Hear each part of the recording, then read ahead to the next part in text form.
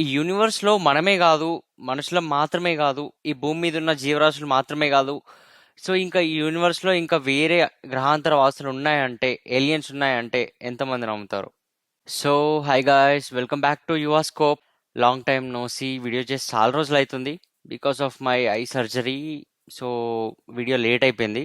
So, anyways రావడం late అవ్వచ్చు, but రావడం మాత్రం పక్కా.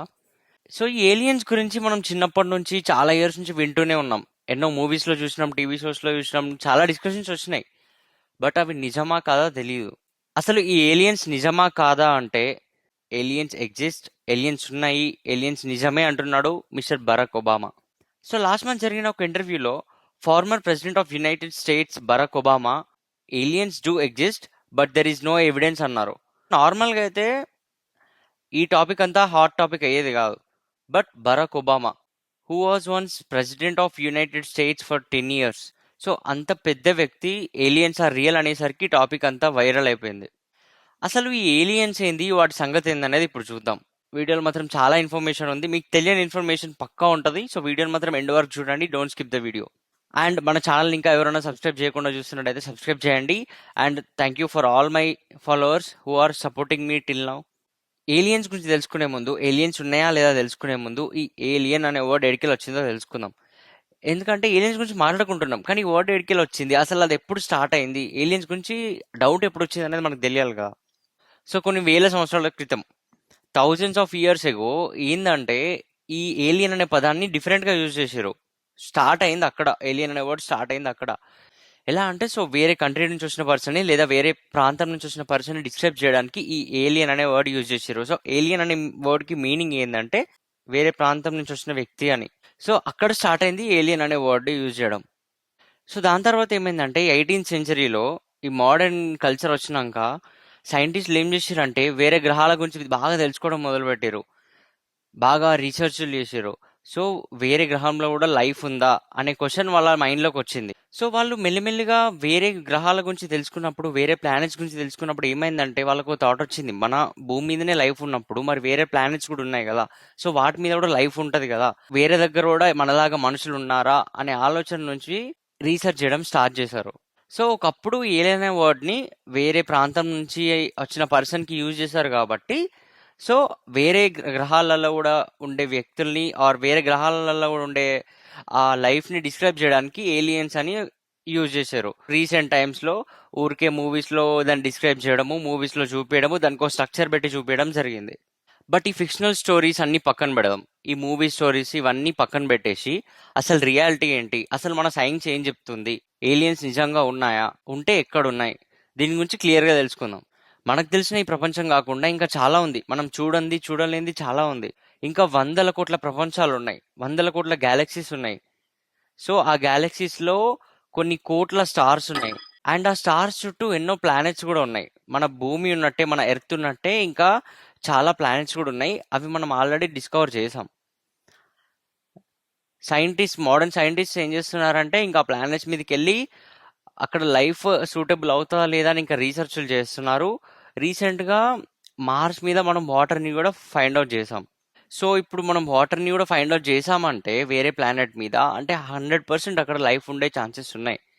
సో మన భూమి మీదనే లైఫ్ ఉన్నట్టు, మనకు తెలిసిన ఈ లైఫ్ కాకుండా ఇంకా వేరే ప్లానెట్స్లో ఇలానే ఇంకా ఎన్నో లైఫ్స్ ఉండే ఛాన్సెస్ ఉన్నాయి. సో సైన్స్ అదే చెప్తుంది, సైంటిస్టులు కూడా అదే నమ్ముతున్నారు. So that is why aliens ఉండే ఛాన్సెస్ అయితే పక్కా ఉంటాయి. మనం ఇది 100% కరెక్ట్ అని చెప్పలేము, there is no evidence to prove this. మన దగ్గర ఏ రుజువులు లేవు ఏలియన్స్ ఉన్నాయని. ఏలియన్స్కి ఒక స్ట్రక్చర్ ఉందని తెలియదు మనకు, because we didn't see them any time. మనం ఇంతవరకు ఏలియన్స్ని చూడలేదు. బట్ మన భూమి మీద లైఫ్ ఉన్నట్టు వేరే దగ్గర కూడా లైఫ్ ఉంటుంది, బికాస్ వి నో ఇంకా ఈ ప్రపంచం కాకుండా ఇంకా చాలా ప్రపంచాలు ఉన్నాయని తెలుసు కాబట్టి, అక్కడ కూడా లైఫ్కి సంబంధించిన బయాలజికల్ థింగ్స్ని చూస్తున్నాం కాబట్టి, వాటర్ లాగా, ఎయిర్ లాగా ఇవన్నీ ఐడెంటిఫై చేస్తున్నాం కాబట్టి, సో 100% అక్కడ కూడా లైఫ్ ఉందని నమ్మాలి మనం. సో ఇంకా దాని మీద రీసెర్చ్ జరుగుతూనే ఉన్నాయి. ఆ రీసెర్చెస్ ఫినిష్ అయినప్పుడు we can identify something more. At least మీలో కొంతమంది అయినా రీసెంట్ టైమ్స్లో యూఎఫ్ఓ అనే ఒక టర్మ్ వినే ఉంటారు. యూఎఫ్ఓ అంటే అన్ఐడెంటిఫైడ్ ఫ్లయింగ్ ఆబ్జెక్ట్స్. సో ఈ యూఎఫ్ఓ అనే టర్మ్ 19th సెంచరీ ఎండింగ్ నుంచి అండ్ ఎర్లీ 20th సెంచరీ నుంచి చాలా వైరల్ అవుతుంది. సో ఎందుకు వైరల్ అవుతుంది అంటే 1997లో ఒకసారి ఆకాశంలో వి షేప్డ్ లైట్స్ ఆకాశంలో కనిపించినాయంట. ఆ లైట్స్ ఎక్కడి నుంచి వచ్చినాయో తెలియదు కానీ ఆ లైట్స్ ఆకాశంలో ఏదో ఎయిర్ క్రాఫ్ట్ లాగా ఫామ్ అయినాయంట. అంటే ఎయిర్ క్రాఫ్ట్ షేప్ లో ఫామ్ అయినాయంట. దీనికి ఏలియన్స్ కి సంబంధం ఉన్నట్టు మనకి ఎవిడెన్స్ లేదు. But they are unidentified objects. Unidentified objects అంటే వీటిని ఇంతవరకు ఎప్పుడూ చూడలేదు అండ్ అవి ఎక్కడి నుంచి వచ్చేదో తెలియదు. అండ్ ఇలానే ఇయర్ 2004లో కూడా ఒకసారి ఒక నావీ పైలట్ తన ట్రైనింగ్ సెషన్ తీసుకుంటూ ఉంటే ఓషియన్ మీద, సముద్రం మీద ఒక టిక్ టాక్ లాంటి మౌత్ ఫ్రెషనర్ ఐడియా ఉంది కదా, సో ఆ షేప్ లో, సో ఒక టిక్ టాక్ షేప్ లో ఉన్న ఒక ఆబ్జెక్ట్ సముద్రం మీద నుంచి చాలా ఫాస్ట్ గా వెళ్ళడం గమనించారంట. సో ఎర్లీ 20th సెంచరీస్ లో ఇవన్నీ జరగడం వల్ల సో ఇవే ఆధారంగా తీసుకొని మూవీస్ లో, టీవీ షోస్ లో కూడా వీటిని బేస్ చేసుకొని ఏలియన్స్ ఉన్నాయని చెప్పేసి సో ఇన్సిడెంట్స్ ని ఏలియన్స్ కి లింక్ చేసి చూపించేటోళ్ళు. సో మనం కూడా అదే నమ్మినాం. అసలు ఈ ఏలియన్స్ అన్ని ఎంత దూరంలో ఉన్నాయో మనకు తెలియదు. ఇలాంటి ఒక ప్రపంచం ఎంత దూరంలో ఉందో మనకు తెలియదు. సో మనం వాటిని డిటెక్ట్ చేయలేకపోతున్నాం.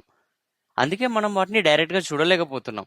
ఒకప్పుడు ఏంటంటే మనకు మన భూమి గురించి మాత్రమే తెలుసు. We only know about earth ఉంది, మన భూమి ఉంది, ఆ కొన్ని ప్లానెట్స్ ఉన్నాయి, సన్ ఉంది, ఇవే తెలుసు మనకి. నవేడేస్ టెక్నాలజీ ఒక రేంజ్ లో పెరిగిపోతుంది. ఇప్పుడు స్పేస్ కి కూడా వెళ్తున్నాం అండ్ వేరే ప్లానెట్స్ మీదకి కూడా వెళ్ళి అక్కడున్న లివింగ్ మాలిక్యూల్స్ ని ఐడెంటిఫై చేస్తున్నాం, like water, air, etcetera. And అలానే ఇంకా నెక్స్ట్ 20 years లో మనం ఇంకా డెప్త్కి వెళ్ళే ఛాన్సెస్ ఉన్నాయి.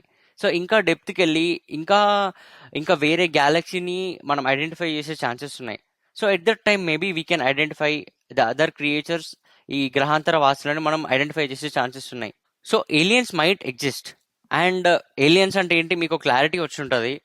ఏలియన్స్కి అయితే లాస్ట్ అండ్ ఫైనల్గా చెప్పాలంటే ఏలియన్స్కి అయితే ఒక స్ట్రక్చర్ అనేది ఏం లేదు, మనం మూవీస్లో అక్కడ ఇక్కడ చూసినట్టు.